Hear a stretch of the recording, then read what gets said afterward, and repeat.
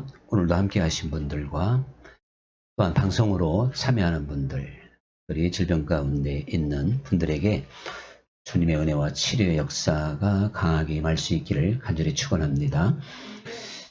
고린도는 그 헬라의 문화권에 있었기 때문에 철학적이고 그래서 좀 사변적인 그런 사람들, 그런 지식층들이 꽤 있었던 도시입니다.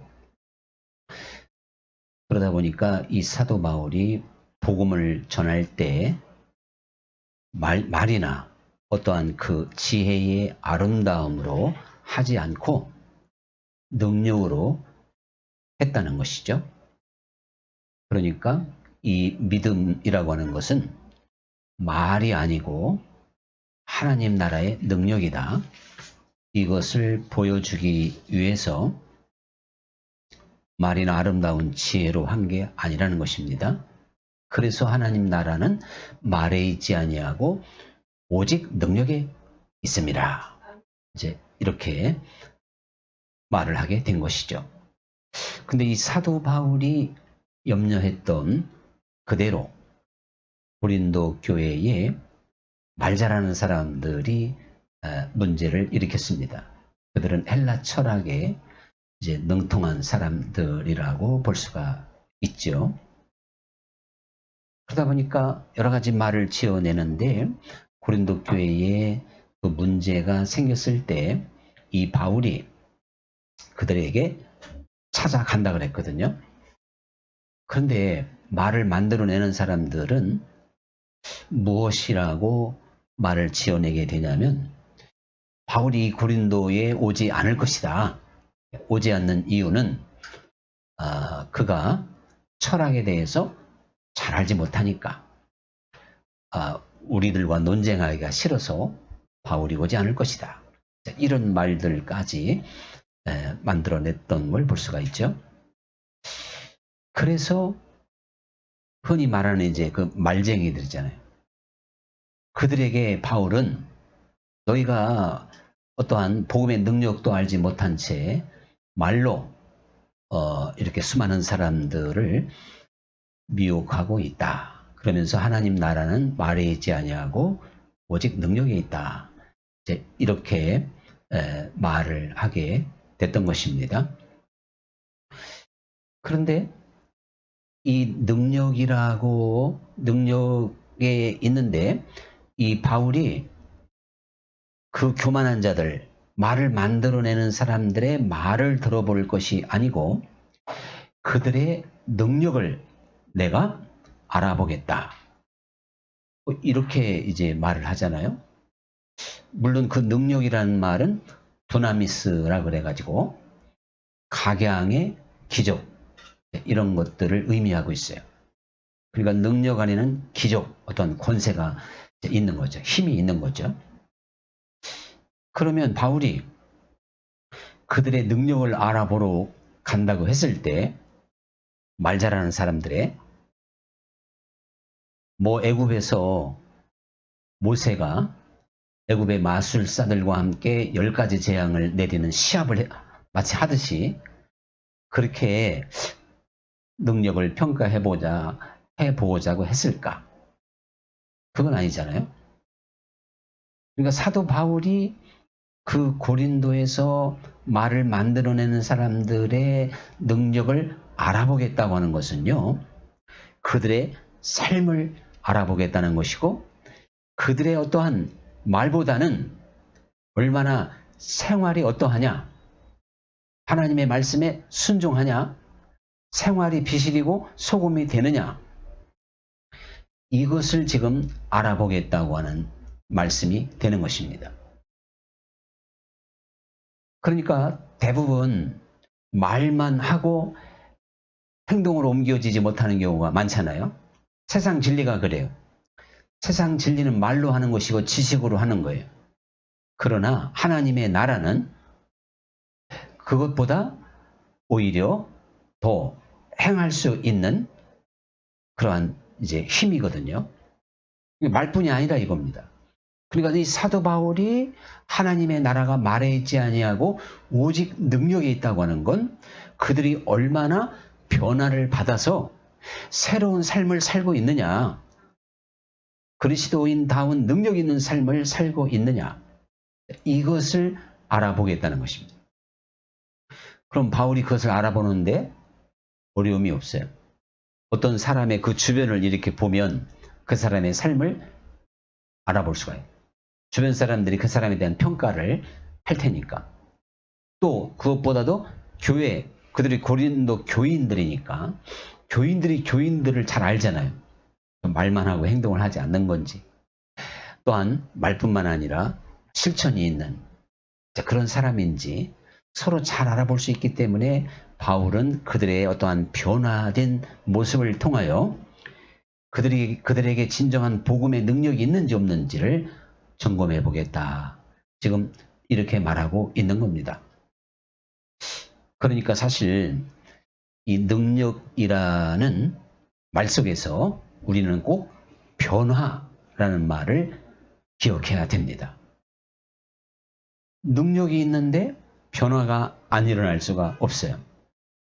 우리가요, 사실 이 기독교는 변화의 종교거든요. 그래서 변화. 예수님께서 맨 먼저 하신 이적이 물을 가지고 포도주를 만드셨죠. 왜 그랬을까? 이건 뭐 너무도 쉬운 문제지만 바로 기독교는 물을 가지고 포도주를 첫 번째 이적으로 만드심으로 이 얼마나 큰 대변화인지 모릅니다. 물과 포도주는요, 이건 뭐 하늘과 땅이잖아요. 물이 변해서 포도주가 됐다? 큰 변화입니다. 변화. 믿음에는 꼭 이러한 변화의 능력이 있는 줄 믿습니다. 그래서 예수님이 심지어는 믿음은 산도 옮겨간다 늘 쓰는 말이지만 산이 나왔으니까 그 다음에 또 무슨 나무가 나오죠?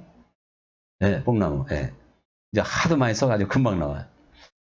뽕나무도 뽑혀서 바닥까지 던져진다. 자, 거기에는요, 그러니까 믿음에는 그 능력이 있죠. 능력은 큰 변화를 가져다 주는 것이고. 그런데 우리 주님께서 이 복음의 능력, 그래서 그 능력으로 인한 그 변화의 결정판, 최고의 열매를 아주 모델로 하나 보여준 게 있어요. 이렇게 너무 쉬운 거지만 이렇게 얘기하면 잘 알지만 답을 하거나 너무 싱거운데 좀 뭐지? 아, 그렇죠. 역시 아는 분이 있네. 우리 주님께서 이 복음의 능력으로 말미암아 변화받은 열매의 최고의 표적, 아주 그냥 모델과 같은, 복음에는 언제나 그런 능력이 나타나기 때문에 성경에 소개되고 있는 사건이 있는데 그게 바로 삭개오의 사건인 거예요. 여러분, 아니 삭개오가 뭐 세리장이 예수님을 만난 게 뭐 그렇게 대단하다고 거기 무슨 복음의 능력이 있단 말인가? 이렇게 생각이 듭니까? 자, 그러면요, 이 삭개오가 예수님을 통해서 복음을 듣고 얼마나 큰 변화가 일어났습니까? 삭개오의 마음에는요, 정말 이 두나미스, 아주 그냥 그 어떤 복음의 능력, 힘이 엄청나게 작용한 거예요. 복음의 그 힘이. 그래서 삭개오가 얼마나 큰 충격을 받았으면 완전히 다른 사람 됐죠. 이 삭개오의 이 변화가 사실요 엄청난 변화인데 이거는 삭개오 한 사람에게만 해당되는 게 아니고요. 우리가 진리를 알고 주 예수님을 만나고 복음의 눈을 뜨게 되면요. 삭개오가 변한 것처럼 그 복음의 능력에 의하여 우리도 다 그렇게 변화를 받을 수가 있는 겁니다. 이 삭개오는 목표가 달라졌고 가치관이 달라졌고 마음의 관심이 달라지고 모든 게 달라졌잖아요. 변화받기 전에 삭개오야 뭐 세상 등지고 담벼락 쌓고 그저 자기 유익만 남이야 죽던지 그냥 폭리를 취해서 자기만 배부르는 이기주의자였어요. 정말 부모 형제도 잘 알아볼 수도 없을 만큼 이웃을 어떻게 생각하냐고. 그러한 삭개오가 자기의 재산을 절반을 나누어서 가난한 사람에게 주고 또 억지로 빼앗은 것, 사기친 것 4배로 갚고 쫄딱 망한 물질에 전혀 관심이 없는 사람이 돼버린 거예요. 그리고 이웃을 향하여 마음을 열었다. 여러분 정말 우리는요. 천국 비유를 통해서도요. 밭에 감추인 부화를 봤을 때 그 부화를 본 사람의 마음이 어떻게 달라졌는가 잘 알고 있죠? 삭개오의 마음과 똑같은 거예요.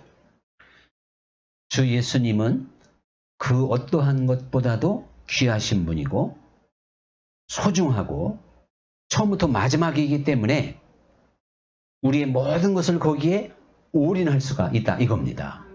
그렇게 만드는 게 복음의 능력인 거예요. 물과 포도주가 전적으로 다른 것처럼 우리는 주 예수님을 통해서 이제 자연인으로 태어난 우리들이요. 그래서 욕심, 이기주의, 나밖에 모르는 안일함, 세상 정욕대로 살아갈 수밖에 없는 우리들이 주님의 영광을 위해서 이웃을 위해서 살아갈 수 있는 이타적이고 희생적이고 섬기는 사랑하는 삶을 살게 된다. 이건 복음의 능력으로만 가능할 줄 믿습니다. 자, 그런데요. 우리가 하나님 안에서 겉으로 드러나는 능력은 참 자연스럽게 나타나는 겁니다. 주님께서 이렇게 말씀을 하세요. 내가 너희 안에 있고 너희가 내 안에 있으면 무엇이든지 원하는 대로 구하라. 그리하면 내가 즉시 시행할 것이다. 거기에도요. 아니 주님이 내 안에 있고 내가 주님 안에 있으면 무엇이든지 할 수 있다는 거잖아요. 근데 거기 얼마나 많은 능력이 나타날 수가 있겠어요. 포도나무의 비유를 통해서도 줄기가 된 그 예수님께 우리가 붙어 있으면 저절로 열매를 맺는다는 거예요. 주님 안에 있으면 겉으로 드러나는 능력 이런 것들은 자연스럽게 나타나게 되는 것이다. 능력에 대해서는 우리가 이렇게 이해를 해야 됩니다. 근데 우리가 자칫 이 능력하니까 말이죠. 막 어떠한 능력을 막 행하기 위해서 막 기도를 세게 해야 되고 무슨 은사를 막 받아야 되고 특별한 훈련을 받아야 되고 이렇게 그 자기 노력으로 어떤 하나님의 능력이 나타날 수 있는 것처럼 사실 우리는 그렇게 알고 있는 경향이 많단 말이죠. 그렇지 않습니다. 주 예수님을 깊이 아는 그 지식과 지혜와 믿음 안에 능치 못할 일들이 벌어지게 될 줄 믿습니다. 놀라운 일들이 자연스럽게 벌어지는 거죠. 그건 결과적으로 오는 거지 그게 목표가 되고 그게 관심이 되고 그게 기도거리가 돼서는 안 된다 이겁니다. 그 나라와 의를 구하라. 그리하면 모든 것을 더해 줄 것이다. 이렇게 말씀하신 그대로입니다. 이 바울이 고린도 교회에 지금 사도 바울이 오지 않을 것이라고 그러면서 그 교인들을 미혹하고 있는 사람들을 향하여 교만하다 그랬어요. 그러니까 교만하기 때문에 말만 하고 행함이 없는 거예요, 지금. 그리고 사도 바울의 편지도 비판적으로 그 교인들을 호도하고 있는 겁니다. 그래서 바울이 그들을 향하여 내가 가서 그들의 교만한 자의 말을 들어볼 것이 아니라 그들의 삶을 보고자 한다. 이렇게 말을 하게 된 건데요. 여러분, 우리들이 하나님 나라의 능력은요. 하나님 나라의 능력에 사로잡힌 자가 교만할 수 있을까요? 하나님 나라 능력의 대표적인 것은요. 온유와 겸손인 줄 믿습니다. 여러분, 이게 사람을 온유하게 만들고 겸손하게 만든다고 하는 건 대단한 능력인 거예요. 이건요, 회초리 때려서 되는 게 아니에요. 물론 세상의 지혜와 참 사서오경, 공자님 말씀을 가지고도 사람들이 많이 부드러워지죠? 오랫동안 수련하고 도를 닦고 그런 면도 없지 않아 있어요. 그런데 이 온유하고 겸손이라고 하는 것은 진정한 복음의 능력으로 이루어지게 되는 것이다.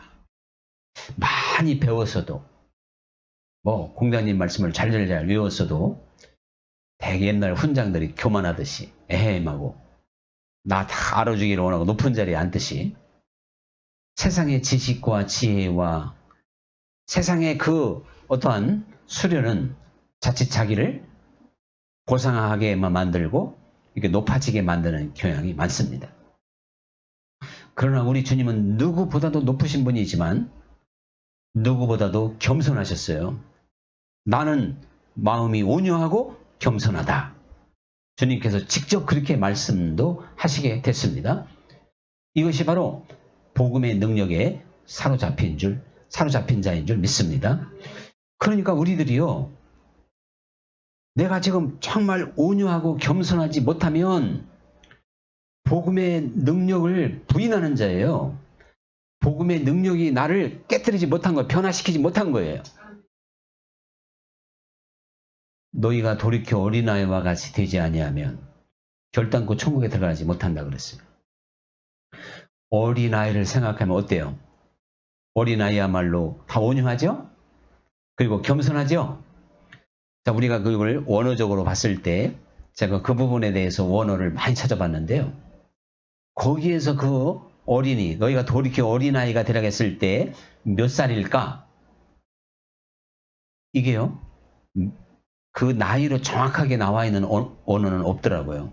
근데 그 아이가 혼자서 생활할 수 없는, 즉 혼자 밥을 먹을 수 없는, 혼자는 자기의 어떠한 앞가림을 할 수 없는, 밥을 먹던 학교를 가던, 그러니까 이건 4살, 5살 정도를 지칭하고 있었던 겁니다. 그건 정말 그 나이쯤이면 온유하다고 말할 수 있을 거예요. 겸손하다고 말할 수 있을 거예요. 여러분, 복음으로 변화받은 사람들, 사실 그렇게 돌이키고 또 돌이켜서 어린아이들과 같이 되다 보면 결국 온유하고 겸손한 사람이 되는 것이죠. 그래서 우리는 주 예수님을 알면 알수록 결국은 부드러운 사람, 온유한 사람이 돼야 돼요. 온유하다 그래가지고 성격 하나도 없는 아주 그냥 뼈 없는 사람은 아니라 그랬잖아요. 온유야말로 외유 내강. 그러니까 사나운 거하고는 상관이 없어요. 거기에 겸손까지. 여러분, 우리가요, 복음의 능력은 죄를 이기게 만들고 세상을 이길 수 있도록 우리를 변화시켜 줄 줄 믿습니다. 하나님 나라는 말에 있지 아니하고 오직 능력에 있다. 이 복음에는 오직 능력이 있어요. 어떤 능력입니까? 세상에 물들지 않고 죄를 짓지 않을 수 있는 능력이죠. 뿐만 아니라 사실 이 세상 살다 보면 남을 용서한다고 하는 게 참 어려운 일입니다. 대단히 어려워요. 이 용서한다는 것은요. 그런데 우리들이 이 용서해야만이 되는데 용서를 했다가도 또 어느 시간이 지나면 마음에 또 미움, 용서하지 못하는 마음, 이런 것들을 순간순간 많이 경험할 수도 있어요. 그래야 할 때마다 또 다시 우리는 복음의 능력으로 형제를 중심으로 용서하지 아니하면 천부께서도 너희를 이와 같이 하시리라. 100데나리온 용서하지 못해서 감옥에 가두었던 그 사람처럼 우리가 이 세상을 살면서 그 누구든지요, 내 마음 중심으로, 입으로는 누가 용서 못해요. 마음 중심으로 용서하지 못하면 너를 감옥에 들어가서 1만 달란트 다 갚을 때까지 못 나오게 한다는 거예요. 우리는 이런 예수님을 믿고 있어요. 정신 정말 차려야 됩니다. 아니, 하나님 말씀을 우리가 다 주었는데 자꾸 사람의 생각으로 그거를 우리가 이해를 하지 못하므로 정말 깨어라, 근신하라, 정신이 번쩍 안 나는 거예요. 그래서 그냥 교회당만 왔다 갔다 하고 신앙생활만 하면 그냥 하나님 나라 가는 걸로 그렇게 생각하고 신앙생활 한다니까요. 우리는 하나님의 말씀에 좀 더 귀를 기울여서 깨어있는 신앙생활, 그리고 바르게 신앙생활을 해야 되죠. 다른 어떠한 것보다도 내가 지금 용서할 수 있는 능력이 없다면요, 하나님께 은혜와 능력을 구해야 되겠습니다. 구하는 자가 얻을 수 있어요. 찾는 자가, 용서의 길을 찾는 자가 찾게 될 줄 믿습니다. 두드리는 이에게 열리게 돼요. 자, 그러니까 사실 제가 저도 참 용서하기 어려운 그러한 일들을 만날 때가 인생에 몇 번 있었어요. 뭐 그때는 용서한다 그랬는데 한참 지나면 또 그게 마음에 쓴뿌리가 남아있더라니까요. 그래서 몇 번 하면서 제 중심으로 용서하게 되는, 자, 그런 것들을 경험하게 됩니다. 앞으로도 제가 사람이니까 정말 가슴에 못을 박는 듯한 그러한 일들을 경험할 수도 있겠죠. 그러나 이 모든 것들은 다 하나님의 계획 가운데 이루어지더라고요. 우리가 그러한 시험 당할 때 하나님은 피할 길을 주십니다. 깨어있고 복음의 능력으로 살고자 하면 우리가 이기지 못할 시험이 없는 거예요. 이제 참 주님께서 이러한 우리들이 말입니다, 용서할 수 있는 그러한 사람들이 됐을 때 사실은 자기를 또 부인할 수가 있는 거잖아요. 결국 복음의 능력은요, 자아를 부정하게 만드는 거예요. 나를 부인하지 않으면 이거 어떻게 되는 거예요?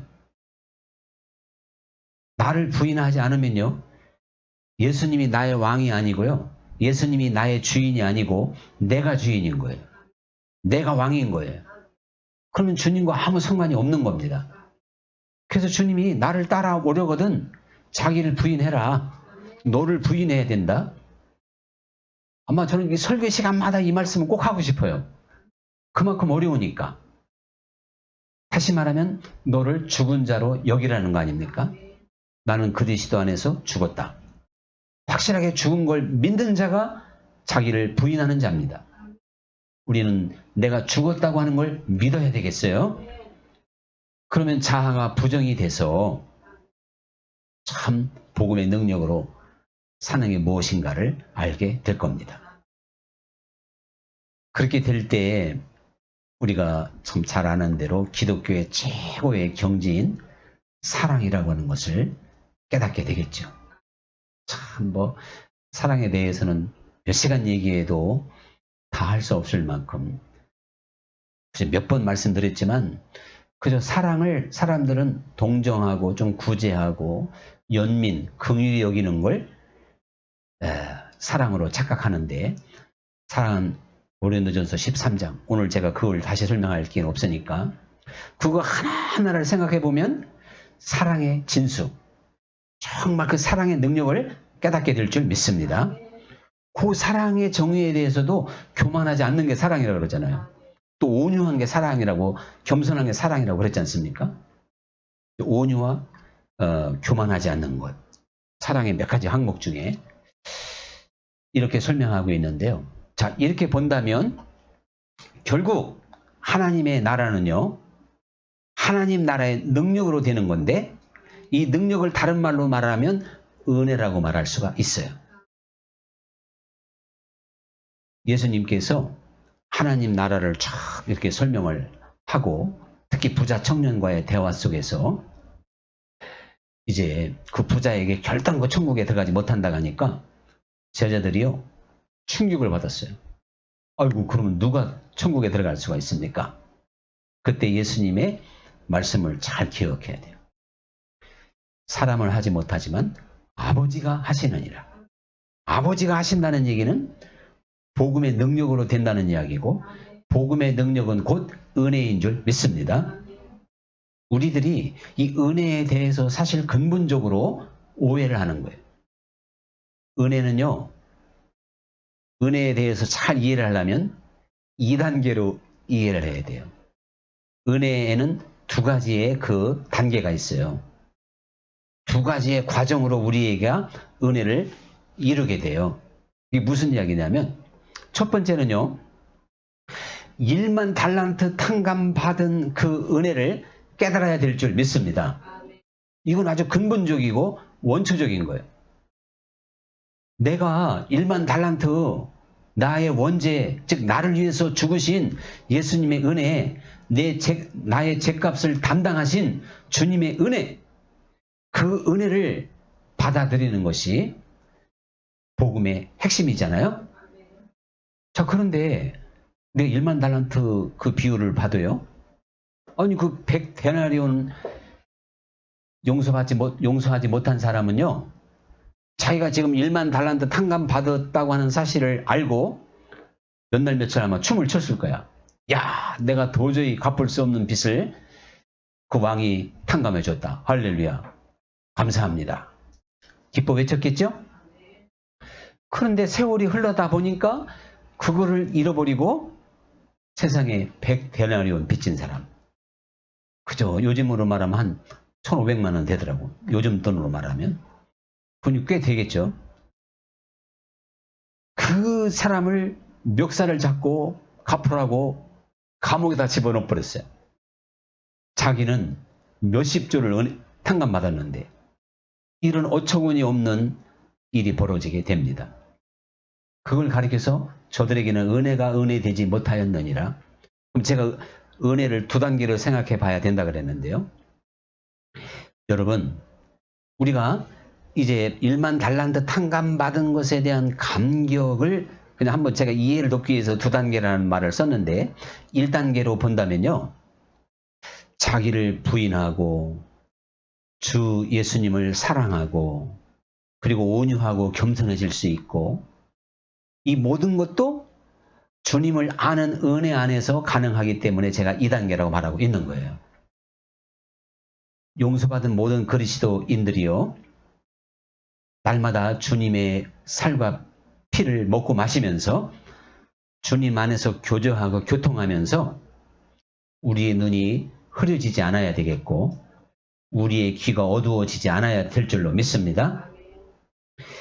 이 지금 용서하지 못한 1만 달란트 탕감받은 비유 중에 용서하지 못한 사람은 이미 눈이 흐려진 거예요. 귀가 그냥 또 다시 닫혀버린 거예요.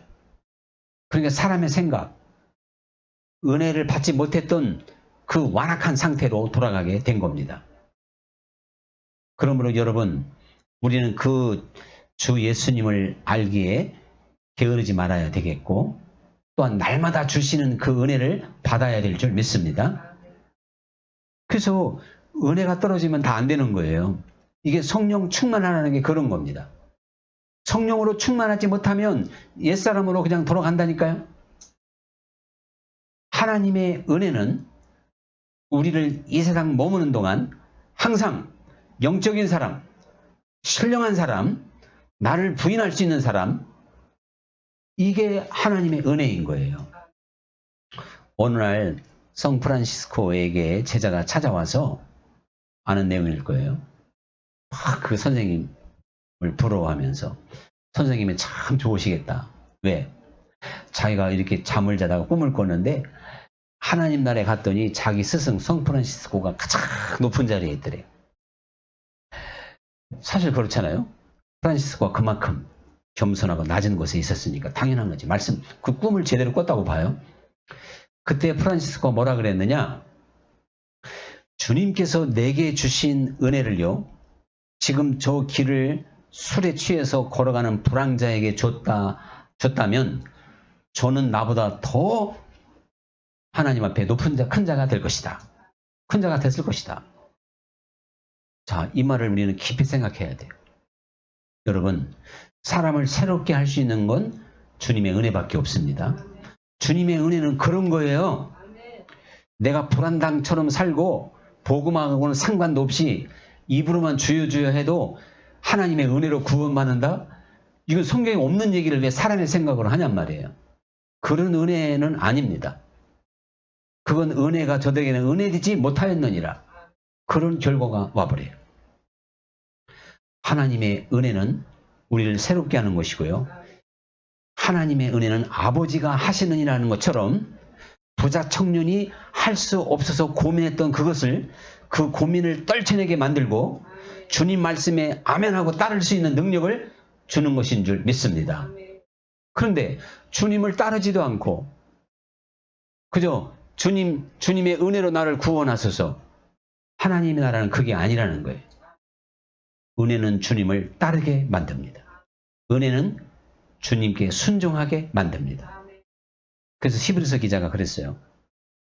저 하늘에서 내리는 비도 모든 만물을 새롭게 하거늘 하나님이 하늘에서 내리시는 은혜가 우리를 열매 맺지 못하게 하겠느냐? 우리를 깨뜨리지 못하겠느냐? 여러분, 우리가 은혜 그러는데요. 이 은혜에 대해서 오해해서는 안 됩니다. 하나님의 은혜는 악한 자를 선한 자로 바꾸는 능력이 있는 거예요. 죄인을 어렵게 할 뿐만 아니라 이제 우리로 하여금 어둠에 있던 사람이 빛으로 나아가서 빛된 삶을, 소금의 삶을 살아가게 만드는 게 은혜인 거예요. 이게 물이 변해서 포도주로 만드는 것이고 변화시킨다는 게 바로 그런 것입니다. 이러한 하나님의 은혜를 날마다 우리는 구해야 되겠고 찾고 두드리고 사모해야 될 줄 믿습니다. 사모하지 아니함으로 너희가 구하지 아니함으로 얻지 못한 것이다. 찾지 아니함으로 못 찾은 거예요. 두드리지 않았으므로 안 열린 거예요. 우리는 구하고 찾고 두드려서 다 성령의 사람, 은혜의 사람, 세상을 이기고 그리고 주님 안에서 풍성한 열매를 30배, 60배, 100배로 맺을 수 있는 하나님의 자녀의 삶을 살아야 되겠습니다. 오늘의 찬양 드립니다.